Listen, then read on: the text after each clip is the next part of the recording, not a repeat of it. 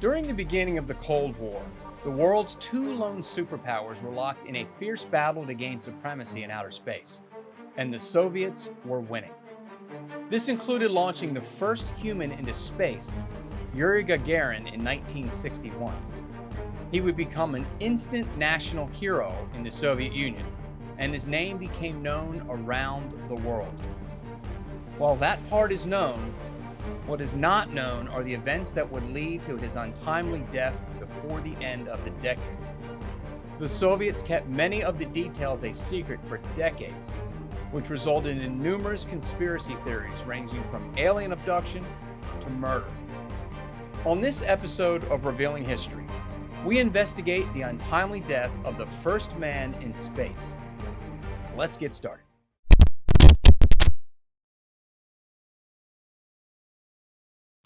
Yuri Gagarin's first flight came at a time when the United States and the Soviet Union were competing for technological supremacy in space, a time when the two countries were in the midst of a Cold War, the very outcome of which could decide the fate of the free world.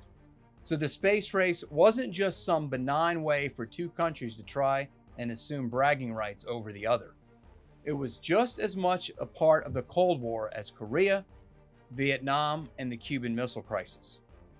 So when the Soviets launched Gagarin into space, it was a significant victory over the United States. After Yuri Gagarin came back from space, he became an international celebrity, receiving many medals and titles, including the nation's highest distinction, Hero of the Soviet Union. He would never return to space, but took an active part in training other cosmonauts and served as a deputy to the Supreme Court, the most authoritative legislative body of the USSR. In short, Yuri Gagarin was one of the most famous and influential members of the Soviet Union in the 1960s, and his name was known in all four corners of the country. This is what makes his death in 1967 at the age of 34 so surprising and devastating for the country. But before we get into the incident surrounding his death, we have to talk about another tragic event that the Soviet space program endured, and its possible connection to Gagarin's death. Vladimir Komarov was the commander of Voskhod-1, the first space mission that carried more than one person into space in October of 1964, and he was the first cosmonaut to go into space twice. Like Gagarin, he became a national hero and was awarded the Hero of the Soviet Union. In 1967, Komarov was selected to fly a new spacecraft, the Soyuz. The Soyuz was a brand new spaceship that replaced the Voskhod and was developed as part of the Soviets' program to take a man to the moon. On Soyuz 1, Komarov would be the only occupant. The plan was for Soyuz 1 to launch, followed the next day by Soyuz 2.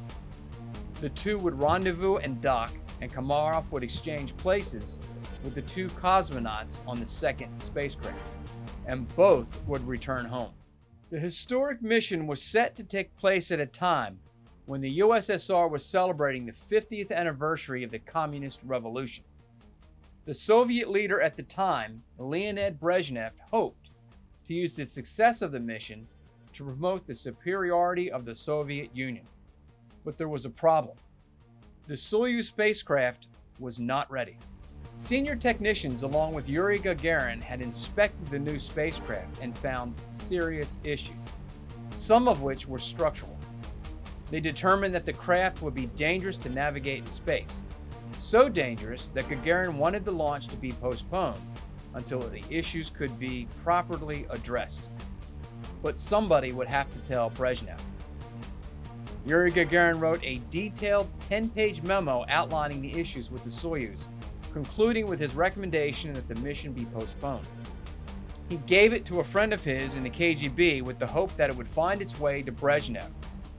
It never did. Now, Komarov, who was well aware of the issues, realized with less than a month before the launch that there was nothing that was going to stop it. He told a friend that he was not going to be coming back alive, at which point the friend told him that he should refuse to go. The problem was, if he did refuse, a backup pilot would have to go in his place. The backup pilot? It was his friend, Yuri Gagarin.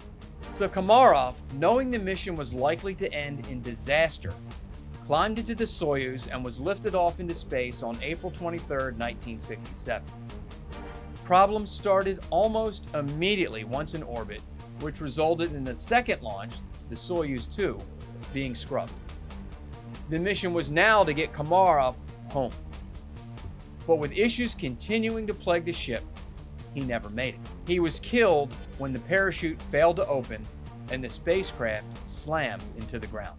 As you can imagine, Yuri Gagarin is not a happy man.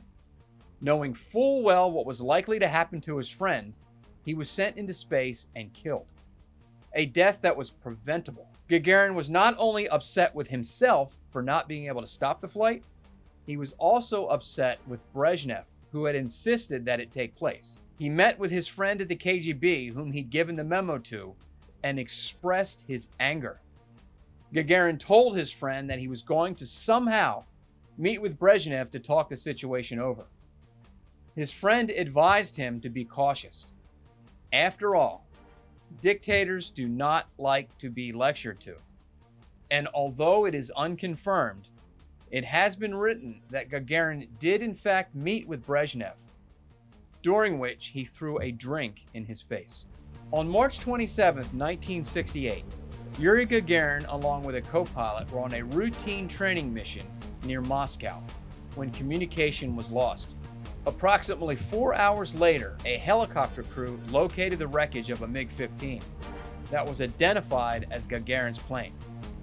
Both he and his co-pilot were dead. Gagarin's death was obviously a shock given his celebrity status in the Soviet Union. A young space engineer who was a student at the time recalls hearing somebody scream down the hallway, "Gagarin is dead." Women began to cry. A national day of mourning was declared, a first for somebody who was not a head of state. The details of his death remain shrouded in mystery, along with the cause of the crash, and there have been numerous theories put forward to try to explain the accident. Some popular at the time were that he was drunk, that aliens abducted him, my personal favorite, or that Brezhnev had him killed. Now, if Gagarin did in fact throw that drink in his face, something that is just rumored to have happened, it is plausible that Brezhnev did order the execution. And if you're going to kill a national hero, it's best to make it look like an accident. The report offered by investigators, which wasn't released to the world in 2011, stated that Gagarin made a sudden and drastic maneuver to avoid crashing into a weather balloon. The maneuver led to the MiG going into a downward spiral and crashing. In short, the most famous cosmonaut in the USSR died as a result of a freak accident. Not entirely unbelievable, but this explanation has not satisfied many. Some additional theories are that the co-pilot had a heart attack and died, which led him to fall under the controls, which Gagarin was not able to overcome. Another is that the cabin depressurized unexpectedly, causing both pilots to go unconscious. Engine failure is also a possibility. Another theory that was brought forward decades after the accident suggests that there was a second plane flying at supersonic speed that flew too close to the MiG. It disturbed the air, which resulted in a loss of lift for the MiG. Of course, there are additional theories, but none will likely ever be proven. It's more likely than not that Yuri Gagarin and his co-pilot were killed as a result of simple human or mechanical error. But given Gagarin's state of mind and attitude towards Brezhnev that are rumored to have led to a confrontation, many will discard the more plausible causes for the accident in exchange for wild conspiracies. As of now, the details of the death of the first man in space remain a mystery. If you got something out of this episode, please consider liking and subscribing. It goes a long way towards helping us out. And if you'd like to see more of our content, click the screen now to be taken to one of our other videos. And until next time, I'm Dennis Gill for Revealing History.